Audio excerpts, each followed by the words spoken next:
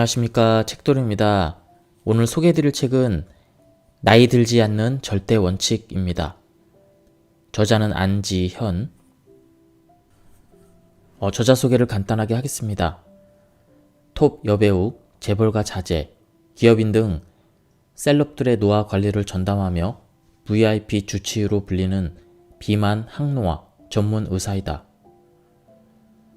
이 책을 쓴 안지현 원장은 이화여자대학교 생물학과와 건국대학교 의학과를 졸업했으며 서울대학교 보건대학원 보건학 석사를 수료했다. 서울 아산병원 가정의학과 전문의, 차의과대학교 차움 디톡스 슬리밍 센터 교수로 활동했다. 그럼 바로 본문을 보도록 하겠습니다. 젊을 때는 관절이 튼튼해서 계단을 오르내리는 게 그다지 힘들지 않았다.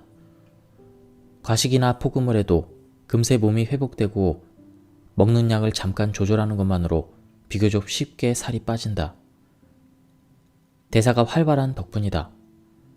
피부도 탱탱하고 얼굴의 혈색도 건강해진다. 항노화는 이러한 몸의 건강한 기능을 최대한 오랫동안 유지하면서 나이가 들어서도 두고두고 써먹는 것을 말한다. 결국 내 몸을 오래도록 건강하게 사용하는 것에 항노화의 방점을 찍어야 한다. 그러니 TV와 인터넷에 떠도는 관리법 역시 단순히 예뻐 보이기 위한 노력이 아니라 건강하게 나이 드는 항노화의 관점으로 바라볼 수 있어야 한다. 나는 지난 20년간 항노화 클리닉을 운영하며 실제 나이보다 10살 젊어 보이는 사람들을 꾸준히 마주해왔다. 이들을 곁에서 지켜보며 알게 된 사실이 하나 있는데, 그것은 바로 건강은 건강할 때 챙기듯이 젊음도 젊을 때 챙겨야 한다는 점이다. 이들은 신체 노화를 감지하는 30대부터 젊은 모습을 유지하기 위해 지속적이고 끊임없이 노력했다. 이들이 노력을 기울이는 관리란 건강하게 나이 들기 위한 항노화 관리이다. 그렇다면 셀럽들의 항노화 관리는 아무나 시도할 수 없는 아주 독특한 방법들로만 이루어져 있을까? 그렇지 않다. 자신의 몸을 건강한 상태로 오랫동안 유지하는 항노화 관리는 특별한 사람만 할 수 있는 분야가 아니다. 항노화를 젊어 보이는 것으로 잘못 이해하는 것만큼이나 흔한 오해가 바로 이것이다.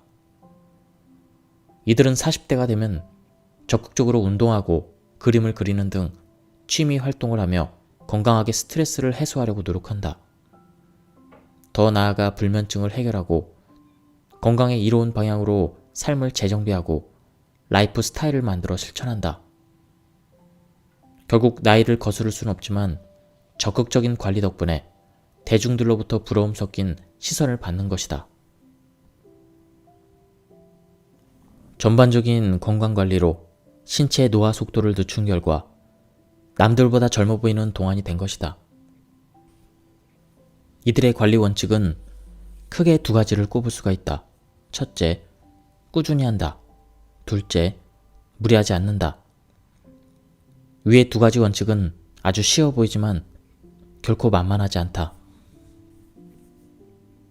이들은 어떻게 운동을 꾸준히 할 수 있는 걸까? 바로 운동을 습관처럼 하지 않고 선약처럼 지키기 때문이다. 이들의 다이어리에는 운동 일정이 중요한 선약처럼 빼곡히 적혀있다. 이와 더불어 한 가지 운동을 기본 5년에서 7년 이상 꾸준히 한다. 무리하지 않는 것도 마찬가지다. 노화를 미용이 아닌 건강 측면에서 관리하기 때문에 섣불리 무리한 시도를 하지 않는다. 건강을 위해서는 누가 봐도 티가 나는 수술이나 시술을 멀리 해야 한다는 걸 잘 알고 있기 때문이다. 내가 나이 드는 이유는 나이를 먹었다고 생각하는 나 자신 때문이다. 디펙 초프라는 노화의 현상을 바꾸는 힘은 의식에 있다고 말했다. 많은 사람들이 나이가 들면 당연히 쇠약해지고 활력도 없어진다고 생각한다. 그러나 이는 학습된 것이다. 나는 성공적인 노화란 9988-234라고 생각한다. 99세까지 팔팔하게 살다가, 즉 최고의 건강 상태를 끝까지 유지하다가 2일에서 3일만 앓고 죽는다, 이런 뜻이다. 나이살이 찌는 이유는 호르몬 불균형 때문이다. 과하면 체내에 지방을 쌓는 인슐린 호르몬. 나는 과식하고 싶은 마음이 없는데 내 마음과 달리 음식을 많이 먹게 되는 경우가 있다. 이럴 때는 호르몬 불균형 문제가 아닌지 의심해봐야 한다. 내가 하는 잘못된 행동은 균형이 깨진 호르몬 지시를 받고 움직일 때가 많기 때문이다. 불균형 상태의 호르몬은 우리 뇌에 영향을 주어 배가 부른데도 계속 음식을 먹게 하는 식으로 이상 행동을 하게 한다. 다이어트를 할 때 탄수화물 섭취를 줄이라고 말하는 이유는 단 하나다. 탄수화물인 포도당이 에너지 원료로 사용된 후 남으면 지방으로 쌓이기 때문이다. 탄수화물의 과도한 섭취가 문제가 되는 건 인슐린 호르몬의 균형이 깨지기 때문이다. 우리 몸은 탄수화물을 섭취하면 췌장에서 인슐린을 분비한다. 인슐린은 혈중 포도당을 세포로 빠르게 이동시키는 역할을 한다. 포도당이 세포로 흡수되어 에너지로 사용되는 이러한 과정을 통해 혈당이 조절된다. 우리가 음식을 입에 넣고 30회 이상 씹으면 침에서 아밀라아제 효소가 나오고 췌장과 쓸개에서 소화 효소가 분비된다. 동시에 소화기관에서 뇌에 포만감 신호를 전달한다. 이렇듯 우리 몸은 식욕 조절 시스템을 가지고 있다. 그런데 우리 몸이 혈당을 충분히 낮추기 전에 계속 음식이 들어온다고 가정해보자. 세포와 소화기관이 이를 쉴 새 없이 해도 혈당이 높게 유지되어 효과가 없게 된다. 이것이 바로 우리가 흔히 말하는 인슐린 저항성이 생긴 상태다. 항생제를 자주 쓸 경우 내성이 생겨서 효과가 약해지는 것처럼 과식이나 폭식, 탄수화물 중독 등의 식사를 계속하게 되면 인슐린 저항성이 생긴다. 인슐린 저항성이 생긴 몸은 고인슐린 혈중이 된다. 인슐린 분비가 과잉이 되어 인슐린 작용이 저하되면 지방이 쌓이고 살이 찐다. 인슐린 저항성이 매번 이슈가 되는 것은 인슐린 신호에 문제가 생기면 여러 질병이 생기고 수명이 단축되어 노화가 촉진되기 때문이다. 반대로 음식을 먹지 않으면 지친 췌장이 쉴 수 있게 되어 인슐린 저항성이 해소되고 저장하고 있던 에너지를 사용하게 된다. 에너지를 다 사용하면 지방 창고에서 지방을 꺼내 쓰게 되어 지방 분해 속도가 빨라진다. 이러한 이유로 인슐린 저항성이 높은 사람에게는 조금씩 식사량을 줄이기보다 저탄수화물 식단을 일정 기간 처방한다. 인슐린 감수성이 좋아지도록 하여 저절로 살이 빠지는 몸이 되도록 말이다.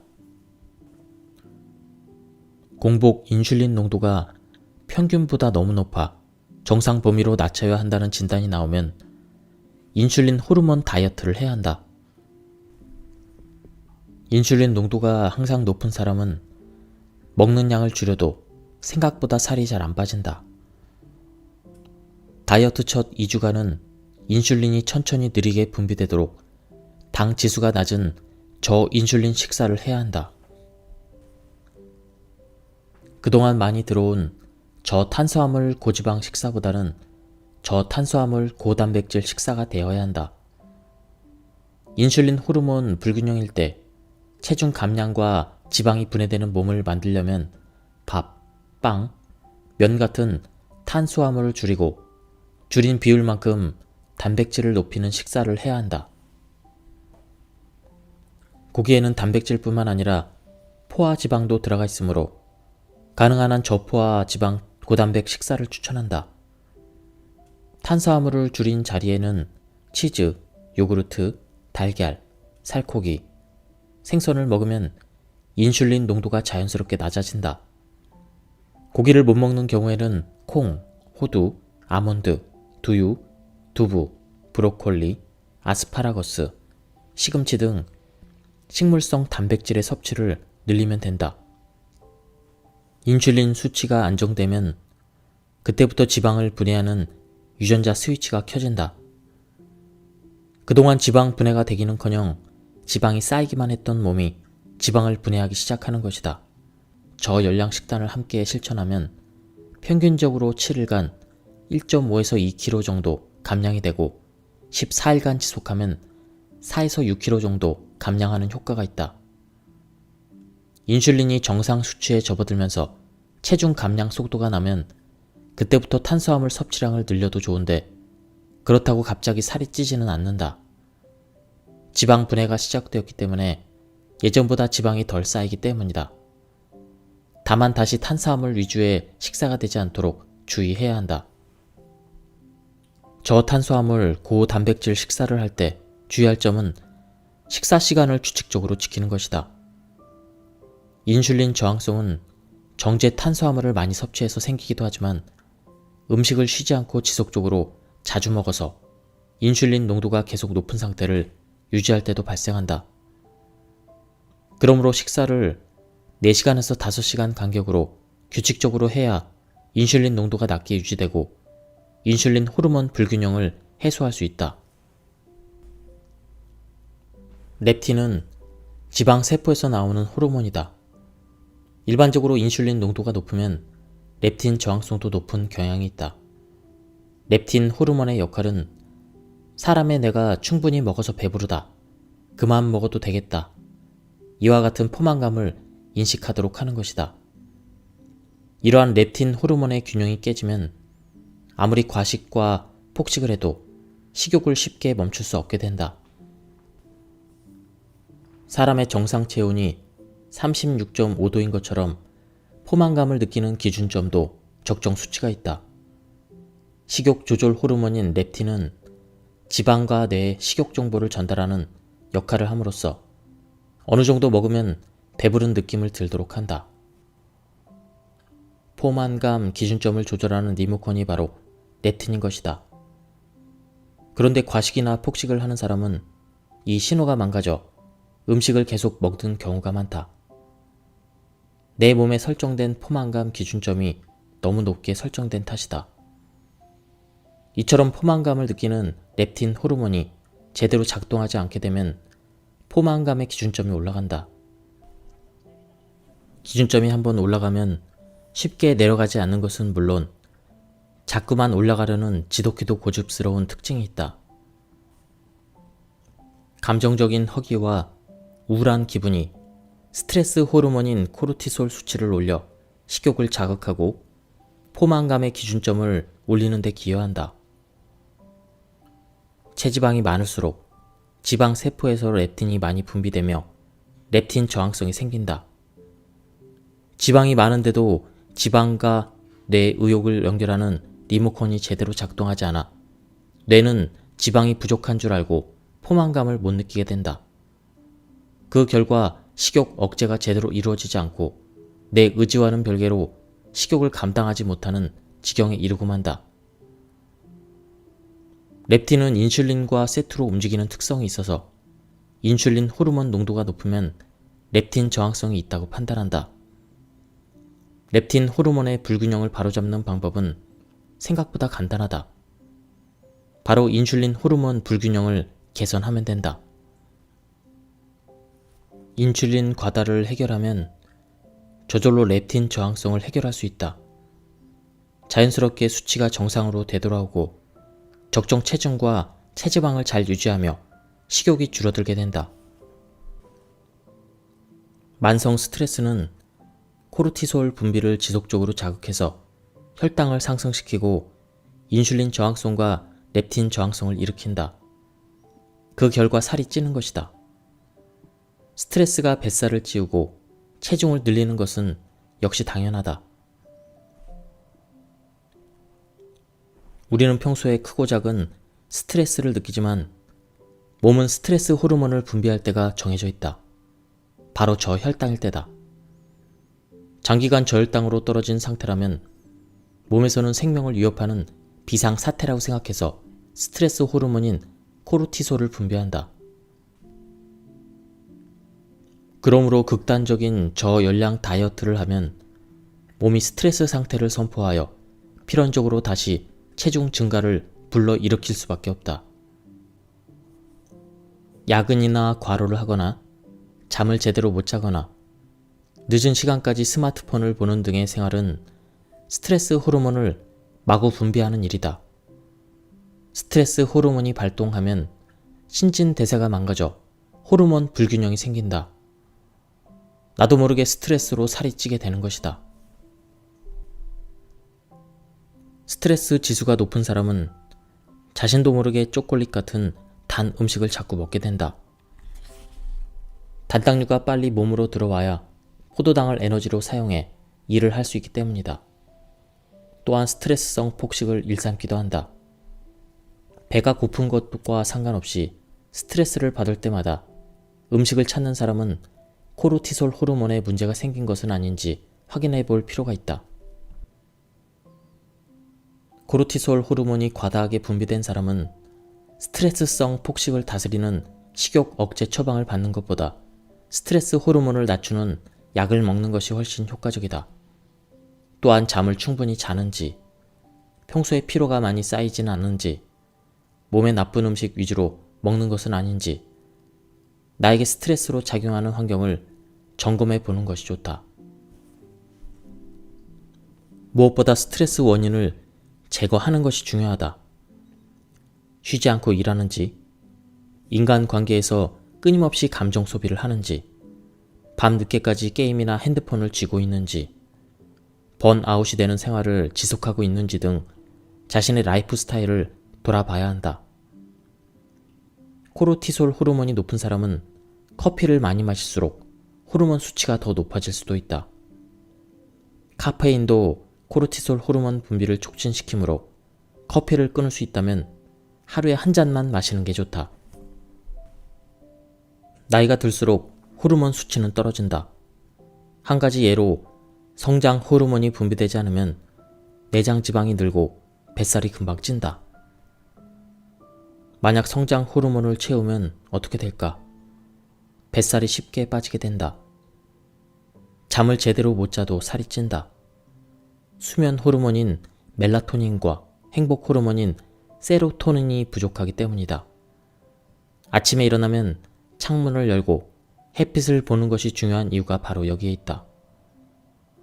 햇빛이 송가체를 자극해서 시차와 호르몬 사이의 균형을 맞추고 행복 호르몬인 세로토닌 농도를 올려주기 때문이다. 성장 호르몬과 마찬가지로 부족한 호르몬을 채워주면 호르몬 불균형이 바로잡히면서 살이 빠지는 메커니즘이 작동한다.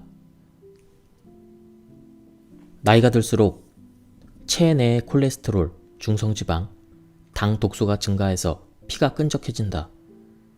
인슐린 호르몬 불균형까지 발생하면 체중 감량이 어려워지는데 호르몬 주스만 잘 챙겨 먹어도 이러한 문제들이 어느 정도 해결된다. 살을 빼는 것도 비교적 쉬워진다. 다음은 호르몬 주스 레시피입니다. 아몬드 5알, 성장 호르몬을 촉진하는 아르기닌이 풍부하다. 사과 1개, 인슐린 저항성을 호전시키는 펙틴과 호르몬 생리작용을 원활하게 하는 폴리페놀이 풍부하다. 가능한 한 껍질채 사용한다. 케일 100g, 스트레스 수치를 낮추는 칼슘이 풍부하다. 양배추, 브로콜리, 양상추 중 한 가지 100g. 배축과 채소를 일컫는 십자화과 채소는 식욕 조절 호르몬인 렙틴 분비를 촉진한다. 먹으면 허기가 달래지고 식욕이 조절된다. 양배추는 삶은 상태로 사용한다. 두유, 종이컵 2분의 1컵 또는 두부 4분의 1모. 여성 호르몬을 채우는 역할을 한다. 여성 호르몬이 부족하면 내장 지방이 늘고 피부 탄력이 떨어지는데 이를 방지해준다. 위의 재료를 믹서와 함께 갈고 매일 아침마다 한 잔씩 마시면 된다. 여기에 삶은 달걀 2개를 추가하면 든든한 아침 식사가 된다. 만약 재료를 100g 단위로 계량하는 게 어렵다면 주먹이나 종이컵을 사용하면 된다. 단백질은 한 주먹, 채소는 2주먹만큼 먹으면 각각 100g 정도가 된다. 또는 종이컵으로 단백질은 1컵, 채소는 2컵을 담으면 동일한 분량이 된다. 탄수화물을 반드시 먹어야 하는 것은 아니지만 만약 먹고 싶다면 고구마나 귀리 등 당지수가 낮은 식품을 먹는다. 탄수화물은 반 주먹이 100g이므로 100g을 넘지 않게 먹는 것이 좋다. 요리할 때는 간 조절에도 신경을 써야 한다. 소금, 후추, 강황, 바질 등 허브류로 최소한의 간만 해야 효과적이다. 마늘은 조금씩 추가해도 좋다. 하지만 고추, 간장, 된장, 고추장, 기름, 버터, 마요네즈 등은 가급적 사용하지 않는다. 누가 봐도 간이 세고 살찌게 만드는 조미료를 피하는 것이 중요하다. 조리법은 찌거나 삶는 것이 가장 좋다. 불가피하게 무언가를 구워야 할 때는 가급적 기름을 사용하지 않는다. 물을 약간 넣으면 기름 없이도 굽는 게 가능하다. 장내 세균 비율을 조절해서 균형 잡힌 환경을 만들기 위해서는 어떻게 해야 할까? 1번. 오후 3시를 기준으로 식사량 조절하기. 시간을 오후 3시로 정한 이유는 장내 세균이 오후 3시까지만 일하기 때문이다. 이 시간이 지나면 장내 세균도 잠을 잔다. 이를 가리켜 생물학적 주기라고 말한다. 그러니 오후 3시 이후에는 식사량을 줄이는 것이 좋다. 장 환경이 정상이 될 때까지는 금식하는 것이 좋지만 굶기가 어렵다면 삶은 달걀처럼 단백질 위주로 간단한 식사를 한다. 어쨌든 세균이 충분한 휴식을 가져야 장내 세균 불균형을 정상으로 돌리는 데 도움이 된다. 2번째, 단순당을 줄이고 식이섬유가 풍부한 식사하기. 식이섬유는 제철 채소와 가공이 덜 된 음식에 많이 함유되어 있다. 브로콜리, 아스파라거스, 로메인, 양배추, 샐러리, 미나리, 양파, 마늘이 식이섬유가 풍부한 대표적인 식품이다. 반면 비타민과 미네랄이 거의 없고 단순 열량만 높은 음식을 먹으면 장내 환경이 나빠질 수밖에 없다. 특히 단순당은 유해균이 좋아하는 성분으로 단순당을 먹는 건 유해균의 증식을 돕는 셈이다. 3번. 오래 씹고 천천히 식사하기. 유해균은 소화가 덜 된 음식물을 좋아한다. 밥을 대충 씹고 빨리 삼키면 음식이 작게 부서지지 않아 위산이나 소화 효소가 스며들기 어렵다. 음식이 소화가 덜 된 채로 장까지 내려오면 부패가 되고 부패된 음식은 유해균의 먹이가 된다. 최대한 맛을 음미하면서 30회 이상 오래 씹고 천천히 식사하자. 또한 규칙적인 시간에 식사하는 습관을 들여 미리 소화 효소들이 일할 환경을 만들어주면 좋다. 4번. 발효식품과 좋은 지방 챙겨 먹기. 장내 미생물 불균형을 위해 프로바이오틱스를 챙겨 먹어야 한다. 영양제 섭취도 좋지만 김치, 피클, 그릭 요구르트 등 발효 음식을 챙겨 먹으면 프로바이오틱스를 저절로 섭취할 수 있게 된다. 우리 몸에 음식이 적게 들어오면 체중이 감량하는 것 이상으로 이로운 효과가 나타난다.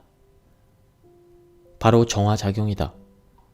소식으로 식사량을 줄이면 미토콘드리아 공장의 일감이 줄어들게 된다. 끊임없이 일을 하던 미토콘드리아가 적당량의 업무를 충분히 수행하게 되면서 나쁜 세포가 없어지는 정화작용이 발생한다.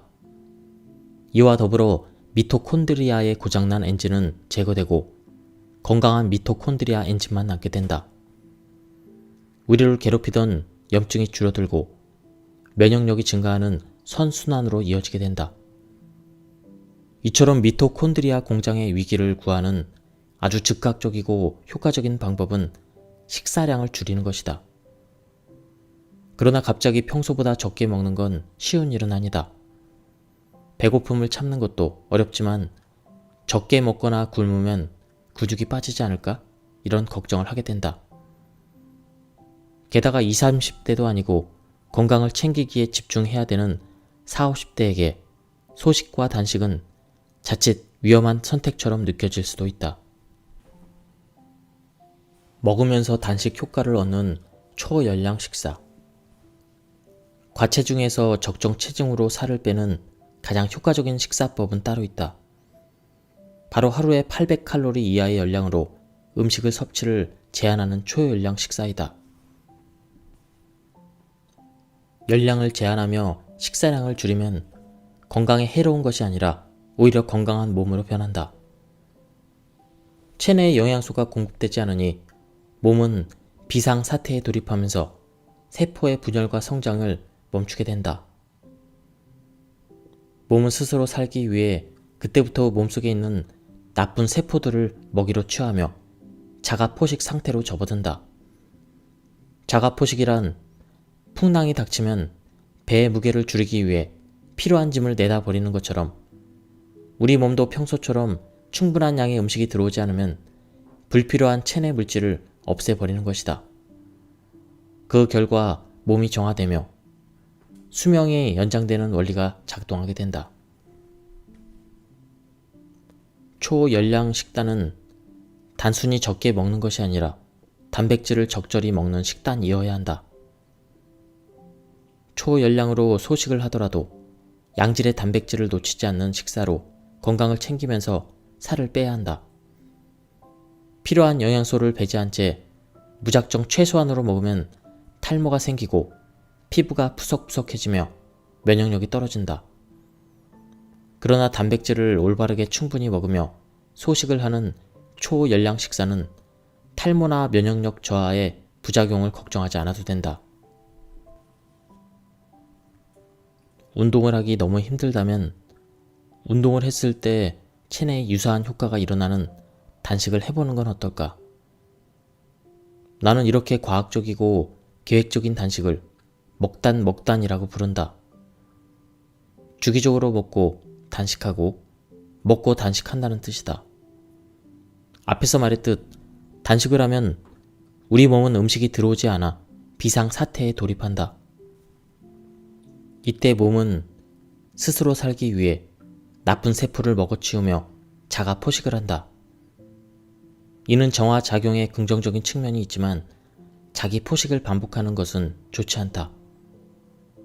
우리 몸은 음식을 섭취함으로써 세포 분열과 재생 기능도 이루어져야 되기 때문이다. 그래서 계속 굶거나 계속 먹는 것이 아닌 먹고 단식하고 먹고 단식하는 먹단이 필요하다는 것이다.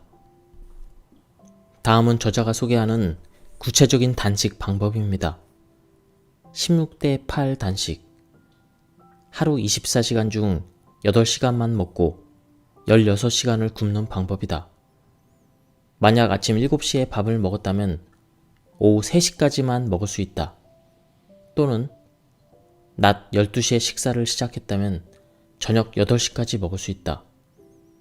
하루 일과나 생활 습관에 따라 식사 시간을 달리 정하면 된다. 커다란 원칙은 16시간 단식을 잘 지키는 것이다. 식사량은 평소대로 하면 된다. 그러나 16시간이나 굶으니까 먹을 수 있는 시간에 최대한 많이 먹겠다는 마음으로 폭식을 하는 것은 바람직하지 않다. 온종일 의자에 앉아 생활하는 사람이 일주일에 20분 정도 속보로 걷기만 해도 조기 사망 비율이 25%까지 줄어든다. 심폐 기능이 좋아지는 것은 물론이다. 건강하게 나이 들고 싶다면 당장 시작해야 되는 게 바로 운동이 셈이다. 또한 운동을 하면 장내 환경도 좋아진다. 많은 사람들이 장 건강을 위해 유산균을 먹는데 운동을 하면 장내 미생물이 활성화되어 유익균이 저절로 늘어난다. 유익균을 챙겨 먹는 것보다 걷기 운동을 하는 게 훨씬 더 나은 선택이다. 다시 한번 말하지만 운동은 살을 빼는 데 도움을 주지는 못한다. 하지만 심장 및 장 건강에 이로운 영향을 주며 더욱 활동적이고 즐겁게 생활하도록 만들어준다. 장 건강을 위해 먹으면 좋은 음식들.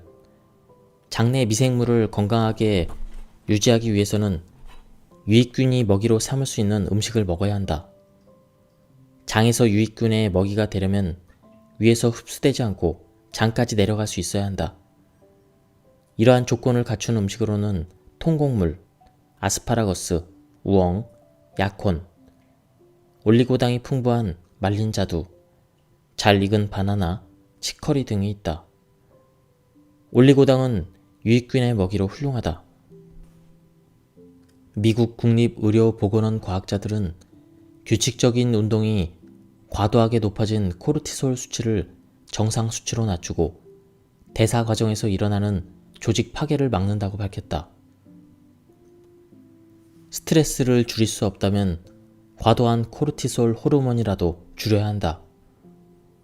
코르티솔 호르몬을 줄이는 방법은 탈수를 피하고 카페인 섭취를 줄이면서 스트레스를 호전시키는 비타민 B군, 마그네슘, 태아닌 등의 영양제 섭취가 도움이 된다. 부신은 우리 몸의 보일러이며 스트레스 대처 기관이다. 스트레스가 누적돼서 만성화가 되면 부신 기능이 저하되어 코르티솔 불균형이 발생한다. 부신 기능을 회복하기 위해서는 비타민과 미네랄을 충분히 섭취하는 게 도움이 된다. 비타민 B군은 신경 안정, 정서 안정, 심리적 불안과 스트레스 해소 등 신경 계통에 직접적으로 관여해서 코르티솔 조절을 돕는다. 또한 태아닌은 녹차 잎에서 추출한 아미노산으로 뇌의 긴장을 풀어주고 코르티솔 균형을 맞추는 데 효과적이다.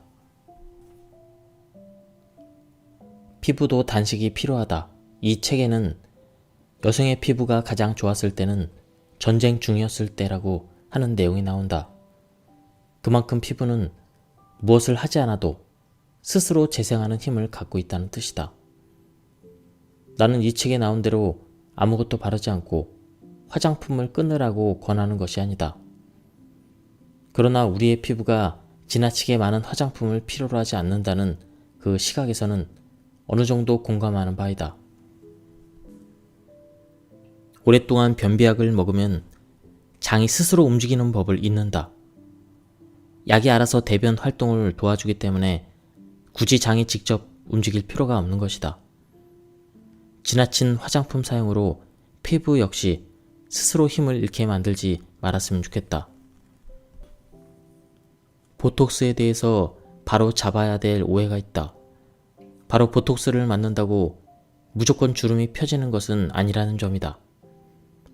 보톡스를 맞고 나면 근육이 마비되어 움직이지 않아 주름이 깊어지지 않게 된다. 표정주름을 덜 짓게 하는 덕분에 주름을 예방하는 것이지 이미 깊어진 주름을 펼 수는 없다. 안타깝게도 누가 봐도 깊게 파인 주름에는 효과가 없다. 깊어진 주름은 피부와 뼈가 이미 딱 붙어버렸기 때문이다. 만약 보톡스 주사를 맞고 싶다면 내 표정 주름이 어느 정도 진행되었는지를 먼저 체크해야 한다. 보톡스를 주기적으로 맞는 이유는 영구적이지 않기 때문이다. 보톡스를 맞고 일정 시간이 지나면 원래 상태로 되돌아온다. 그러다 보니 보톡스를 주기적으로 맞다가 멈추면 더 늙는다, 주름이 더 깊어진다는 오해가 생기기도 한다. 보톡스 덕분에 표정 주름이 생기지 않아 매끈하다가 그 효과가 떨어지면 갑자기 주름이 눈에 띈다. 주사를 2년에서 3년 동안 맞았다면 인상을 쓰고 미간을 찡그리는 걸 안 했기 때문에 주름의 진행이 확실히 더뎌진다. 그런데 보톡스 시술을 멈추면 주름이 생긴다. 없던 주름이 아닌 원래 있던 주름이다. 보톡스 덕분에 안 보였던 것이 다시 잘 보이게 되었을 뿐이다. 그로 인해 갑자기 나이 든 것처럼 느껴지는 것이지 보톡스 내성이 절대 아니다. 예, 지금까지 이 책에 대한 리뷰를 모두 마쳤습니다. 제가 굉장히 요약하고 축약해서 발췌해서 읽었기 때문에 약간 좀 건너뛰는 느낌으로 많이 읽어졌습니다. 전체적인 맥락을 알고 싶은 분들은 한번 구해서 읽어보실 것을 추천드립니다. 예, 여기서 리뷰를 모두 마치도록 하겠습니다. 감사합니다. 안녕하십니까, 책도리입니다. 오늘 소개해드릴 책은 나이 들지 않는 절대 원칙입니다. 저자는 안지현. 저자 소개를 간단하게 하겠습니다. 톱 여배우, 재벌가 자제, 기업인 등 셀럽들의 노화 관리를 전담하며 VIP 주치의로 불리는 비만 항노화 전문 의사이다. 이 책을 쓴 안지현 원장은 이화여자대학교 생물학과와 건국대학교 의학과를 졸업했으며 서울대학교 보건대학원 보건학 석사를 수료했다. 서울 아산병원 가정의학과 전문의, 차의과대학교 차움 디톡스 슬리밍 센터 교수로 활동했다. 그럼 바로 본문을 보도록 하겠습니다. 젊을 때는 관절이 튼튼해서 계단을 오르내리는 게 그다지 힘들지 않았다.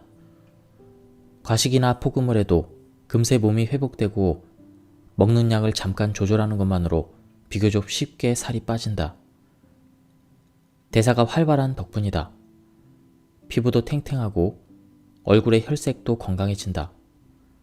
항노화는 이러한 몸의 건강한 기능을 최대한 오랫동안 유지하면서 나이가 들어서도 두고두고 써먹는 것을 말한다.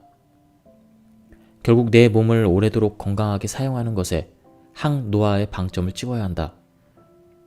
그러니 TV와 인터넷에 떠도는 관리법 역시 단순히 예뻐 보이기 위한 노력이 아니라 건강하게 나이 드는 항노화의 관점으로 바라볼 수 있어야 한다. 나는 지난 20년간 항노화 클리닉을 운영하며 실제 나이보다 10살 젊어 보이는 사람들을 꾸준히 마주해왔다. 이들을 곁에서 지켜보며 알게 된 사실이 하나 있는데 그것은 바로 건강은 건강할 때 챙기듯이 젊음도 젊을 때 챙겨야 한다는 점이다. 이들은 신체 노화를 감지하는 30대부터 젊은 모습을 유지하기 위해 지속적이고 끊임없이 노력했다. 이들이 노력을 기울이는 관리란 건강하게 나이 들기 위한 항노화 관리이다. 그렇다면 셀럽들의 항노화 관리는 아무나 시도할 수 없는 아주 독특한 방법들로만 이루어져 있을까? 그렇지 않다. 자신의 몸을 건강한 상태로 오랫동안 유지하는 항노화 관리는 특별한 사람만 할 수 있는 분야가 아니다. 항노화를 젊어 보이는 것으로 잘못 이해하는 것만큼이나 흔한 오해가 바로 이것이다. 이들은 40대가 되면 적극적으로 운동하고 그림을 그리는 등 취미 활동을 하며 건강하게 스트레스를 해소하려고 노력한다. 더 나아가 불면증을 해결하고 건강에 이로운 방향으로 삶을 재정비하고 라이프 스타일을 만들어 실천한다. 결국 나이를 거스를 수는 없지만 적극적인 관리 덕분에 대중들로부터 부러움 섞인 시선을 받는 것이다. 전반적인 건강관리로 신체 노화 속도를 늦춘 결과 남들보다 젊어 보이는 동안이 된 것이다. 이들의 관리 원칙은 크게 두 가지를 꼽을 수가 있다. 첫째, 꾸준히 한다. 둘째, 무리하지 않는다. 위의 두 가지 원칙은 아주 쉬워 보이지만 결코 만만하지 않다. 이들은 어떻게 운동을 꾸준히 할 수 있는 걸까? 바로 운동을 습관처럼 하지 않고 선약처럼 지키기 때문이다. 이들의 다이어리에는 운동 일정이 중요한 선약처럼 빼곡히 적혀 있다. 이와 더불어 한 가지 운동을 기본 5년에서 7년 이상 꾸준히 한다. 무리하지 않는 것도 마찬가지다. 노화를 미용이 아닌 건강 측면에서 관리하기 때문에 섣불리 무리한 시도를 하지 않는다. 건강을 위해서는 누가 봐도 티가 나는 수술이나 시술을 멀리 해야 한다는 걸 잘 알고 있기 때문이다. 내가 나이 드는 이유는 나이를 먹었다고 생각하는 나 자신 때문이다. 디펙 초프라는 노화의 현상을 바꾸는 힘은 의식에 있다고 말했다.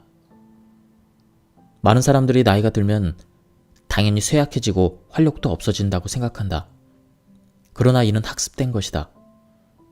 나는 성공적인 노화란 9988234라고 생각한다.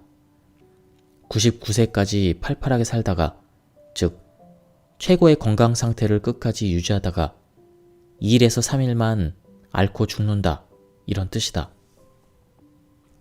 나이살이 찌는 이유는 호르몬 불균형 때문이다. 과하면 체내에 지방을 쌓는 인슐린 호르몬. 나는 과식하고 싶은 마음이 없는데 내 마음과 달리 음식을 많이 먹게 되는 경우가 있다. 이럴 때는 호르몬 불균형 문제가 아닌지 의심해봐야 한다. 내가 하는 잘못된 행동은 균형이 깨진 호르몬 지시를 받고 움직일 때가 많기 때문이다. 불균형 상태의 호르몬은 우리 뇌에 영향을 주어 배가 부른데도 계속 음식을 먹게 하는 식으로 이상 행동을 하게 한다. 다이어트를 할 때 탄수화물 섭취를 줄이라고 말하는 이유는 단 하나다. 탄수화물인 포도당이 에너지 원료로 사용된 후 남으면 지방으로 쌓이기 때문이다. 탄수화물의 과도한 섭취가 문제가 되는 건 인슐린 호르몬의 균형이 깨지기 때문이다.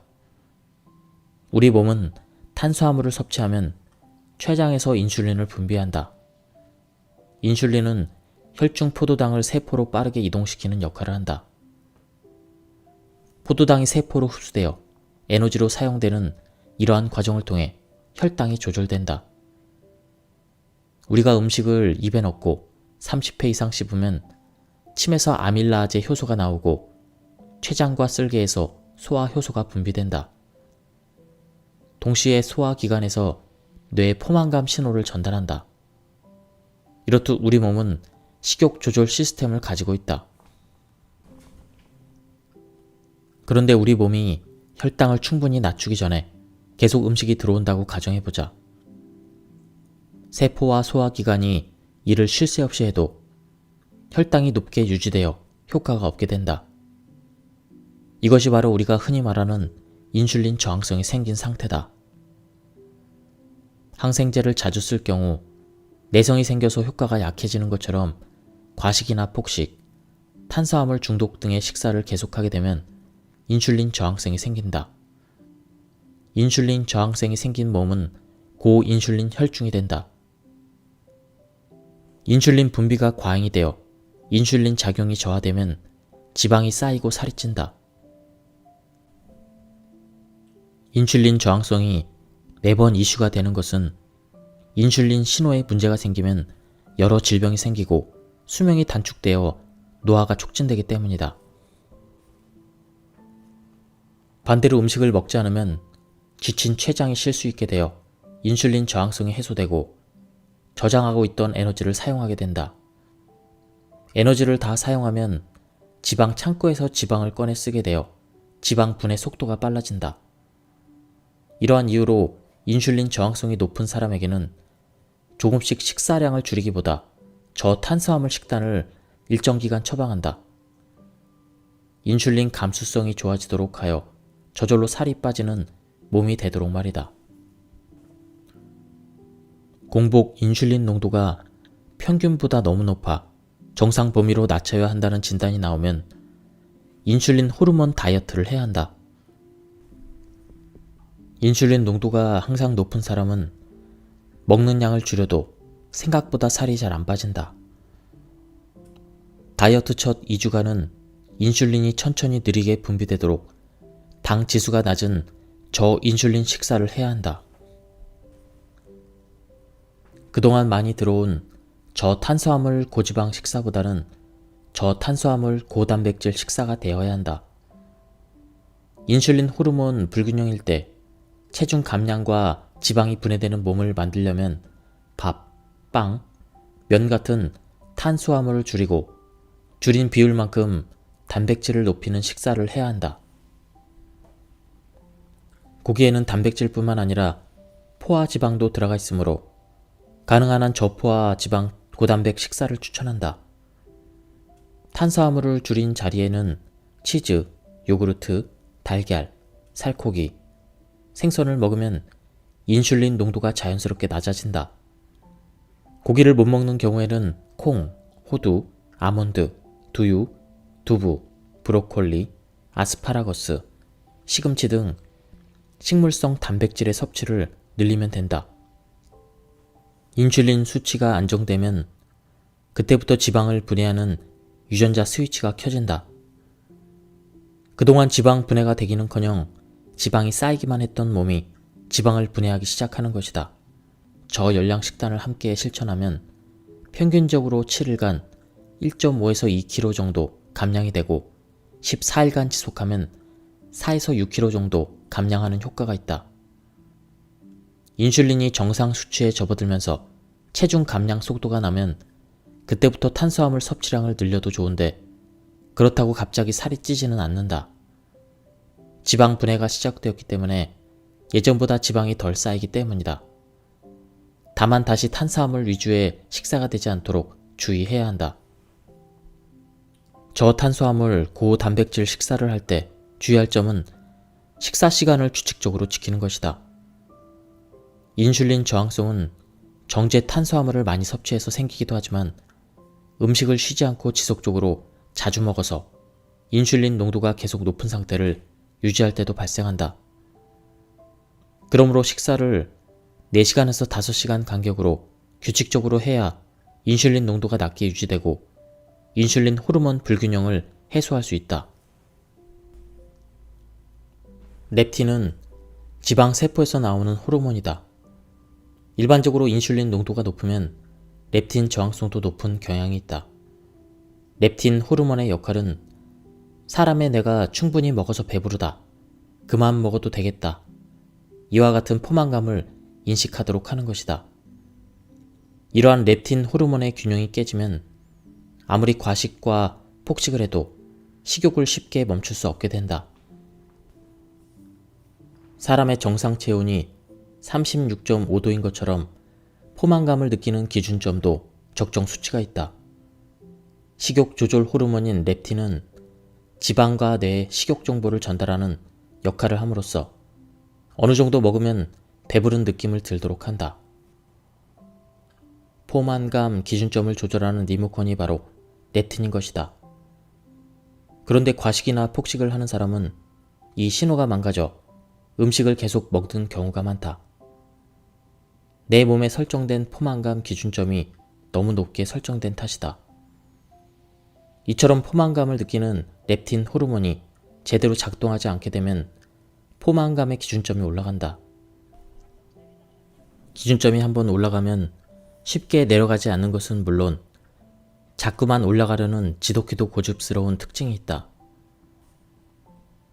감정적인 허기와 우울한 기분이 스트레스 호르몬인 코르티솔 수치를 올려 식욕을 자극하고 포만감의 기준점을 올리는 데 기여한다. 체지방이 많을수록 지방 세포에서 렙틴이 많이 분비되며 렙틴 저항성이 생긴다. 지방이 많은데도 지방과 뇌 의욕을 연결하는 리모컨이 제대로 작동하지 않아 뇌는 지방이 부족한 줄 알고 포만감을 못 느끼게 된다. 그 결과 식욕 억제가 제대로 이루어지지 않고 내 의지와는 별개로 식욕을 감당하지 못하는 지경에 이르고 만다. 렙틴은 인슐린과 세트로 움직이는 특성이 있어서 인슐린 호르몬 농도가 높으면 렙틴 저항성이 있다고 판단한다. 렙틴 호르몬의 불균형을 바로잡는 방법은 생각보다 간단하다. 바로 인슐린 호르몬 불균형을 개선하면 된다. 인슐린 과다를 해결하면 저절로 렙틴 저항성을 해결할 수 있다. 자연스럽게 수치가 정상으로 되돌아오고 적정 체중과 체지방을 잘 유지하며 식욕이 줄어들게 된다. 만성 스트레스는 코르티솔 분비를 지속적으로 자극해서 혈당을 상승시키고 인슐린 저항성과 렙틴 저항성을 일으킨다. 그 결과 살이 찌는 것이다. 스트레스가 뱃살을 찌우고 체중을 늘리는 것은 역시 당연하다. 우리는 평소에 크고 작은 스트레스를 느끼지만 몸은 스트레스 호르몬을 분비할 때가 정해져 있다. 바로 저혈당일 때다. 장기간 저혈당으로 떨어진 상태라면 몸에서는 생명을 위협하는 비상사태라고 생각해서 스트레스 호르몬인 코르티솔을 분비한다. 그러므로 극단적인 저열량 다이어트를 하면 몸이 스트레스 상태를 선포하여 필연적으로 다시 체중 증가를 불러일으킬 수밖에 없다. 야근이나 과로를 하거나 잠을 제대로 못 자거나 늦은 시간까지 스마트폰을 보는 등의 생활은 스트레스 호르몬을 마구 분비하는 일이다. 스트레스 호르몬이 발동하면 신진대사가 망가져 호르몬 불균형이 생긴다. 나도 모르게 스트레스로 살이 찌게 되는 것이다.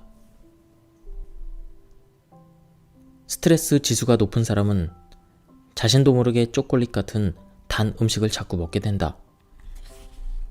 단당류가 빨리 몸으로 들어와야 포도당을 에너지로 사용해 일을 할 수 있기 때문이다. 또한 스트레스성 폭식을 일삼기도 한다.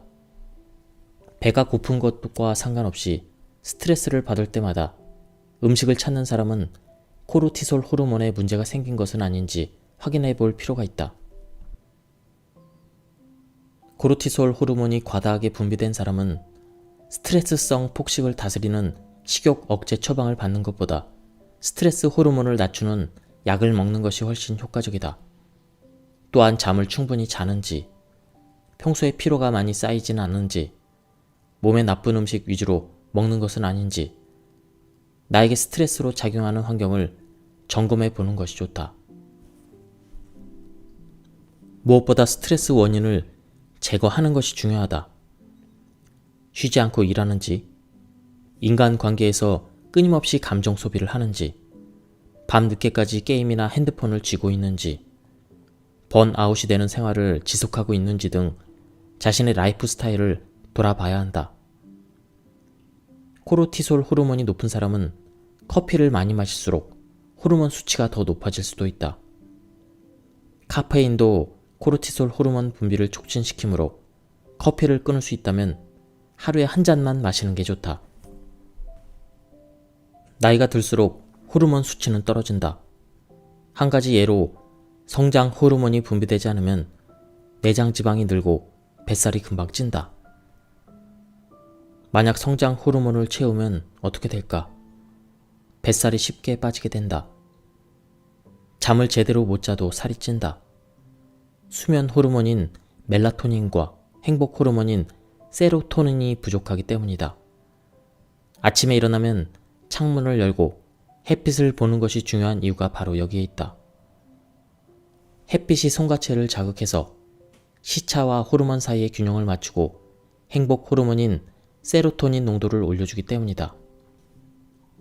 성장 호르몬과 마찬가지로 부족한 호르몬을 채워주면 호르몬 불균형이 바로잡히면서 살이 빠지는 메커니즘이 작동한다.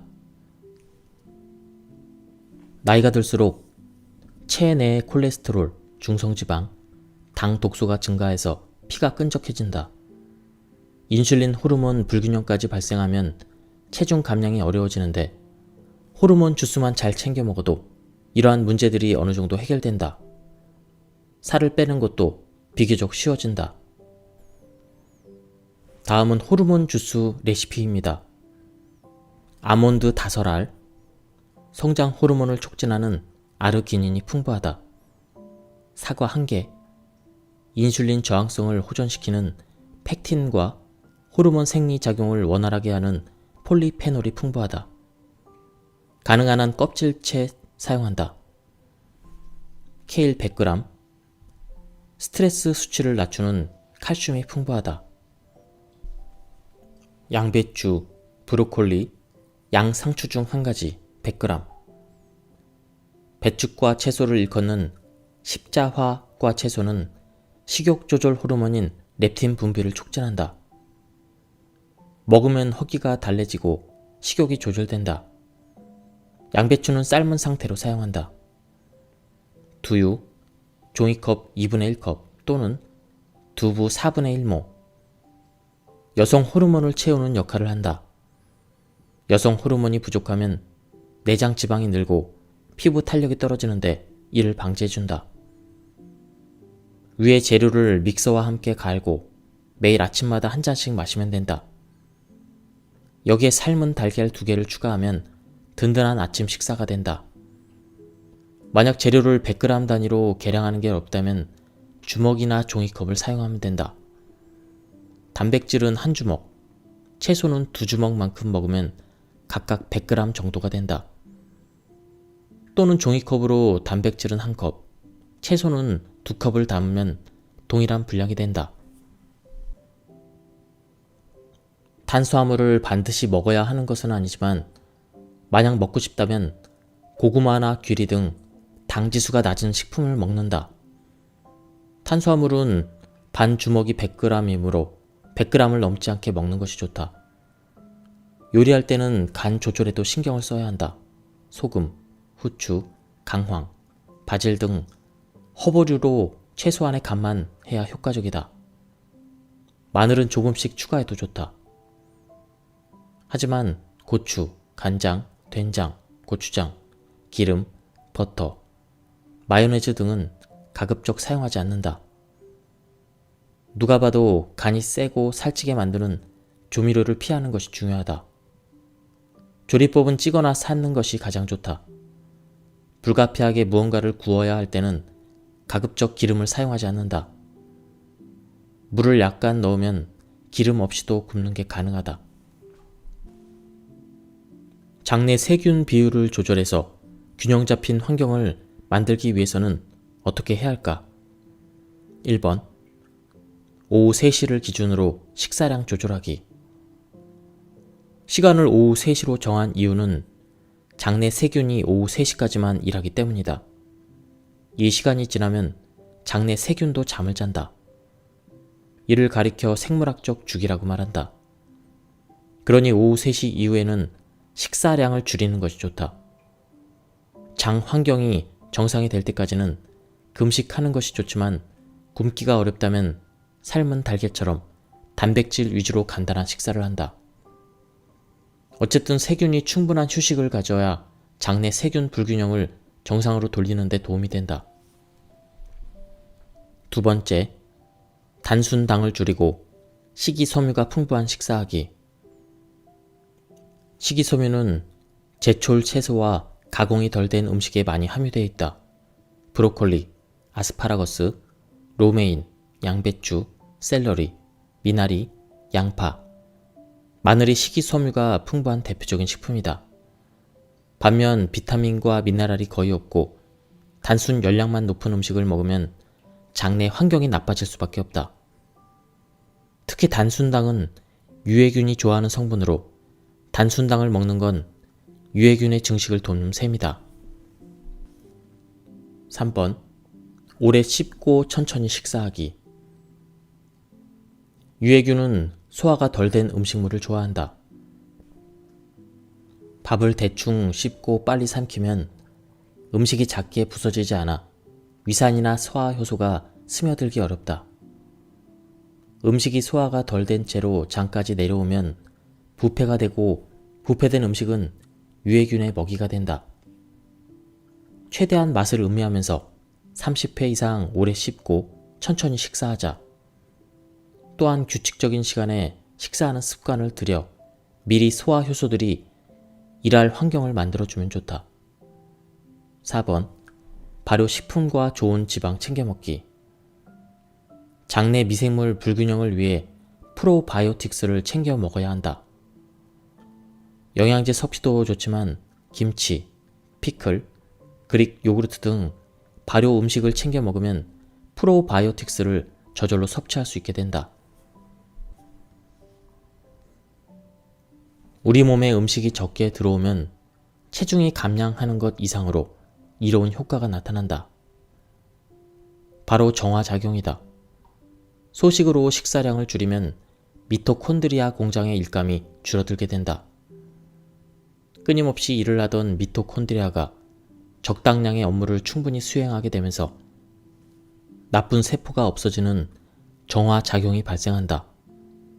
이와 더불어 미토콘드리아의 고장난 엔진은 제거되고 건강한 미토콘드리아 엔진만 남게 된다. 우리를 괴롭히던 염증이 줄어들고 면역력이 증가하는 선순환으로 이어지게 된다. 이처럼 미토콘드리아 공장의 위기를 구하는 아주 즉각적이고 효과적인 방법은 식사량을 줄이는 것이다. 그러나 갑자기 평소보다 적게 먹는 건 쉬운 일은 아니다. 배고픔을 참는 것도 어렵지만 적게 먹거나 굶으면 구죽이 빠지지 않을까? 이런 걱정을 하게 된다.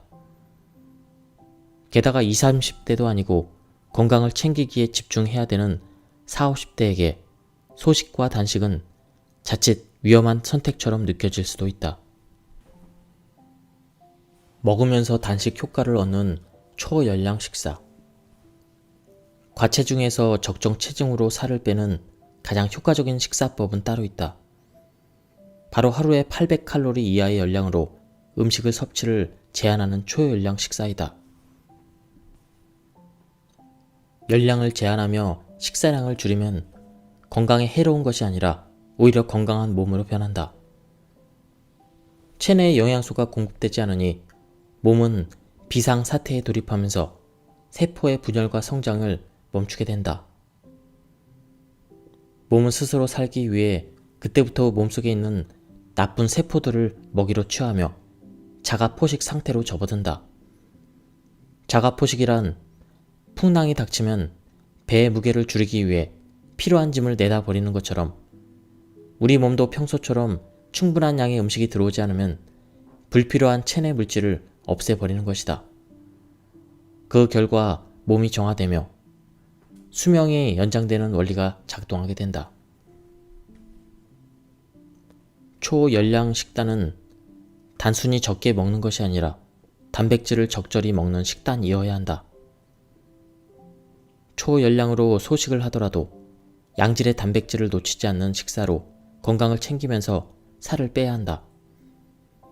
필요한 영양소를 배제한 채 무작정 최소한으로 먹으면 탈모가 생기고 피부가 푸석푸석해지며 면역력이 떨어진다.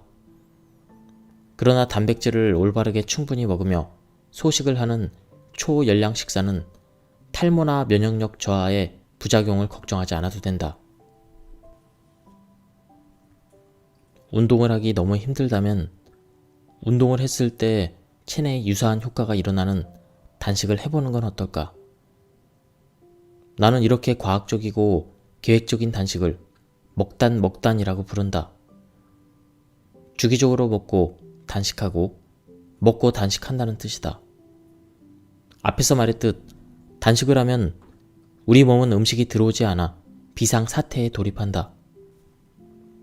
이때 몸은 스스로 살기 위해 나쁜 세포를 먹어치우며 자가 포식을 한다. 이는 정화작용의 긍정적인 측면이 있지만 자기 포식을 반복하는 것은 좋지 않다. 우리 몸은 음식을 섭취함으로써 세포 분열과 재생 기능도 이루어져야 되기 때문이다. 그래서 계속 굶거나 계속 먹는 것이 아닌 먹고 단식하고 먹고 단식하는 먹단이 필요하다는 것이다. 다음은 저자가 소개하는 구체적인 단식 방법입니다. 16대 8 단식. 하루 24시간 중 8시간만 먹고 16시간을 굶는 방법이다. 만약 아침 7시에 밥을 먹었다면 오후 3시까지만 먹을 수 있다. 또는 낮 12시에 식사를 시작했다면 저녁 8시까지 먹을 수 있다. 하루 일과나 생활 습관에 따라 식사 시간을 달리 정하면 된다. 커다란 원칙은 16시간 단식을 잘 지키는 것이다. 식사량은 평소대로 하면 된다. 그러나 16시간이나 굶으니까 먹을 수 있는 시간에 최대한 많이 먹겠다는 마음으로 폭식을 하는 것은 바람직하지 않다. 온종일 의자에 앉아 생활하는 사람이 일주일에 20분 정도 속보로 걷기만 해도 조기 사망 비율이 25%까지 줄어든다.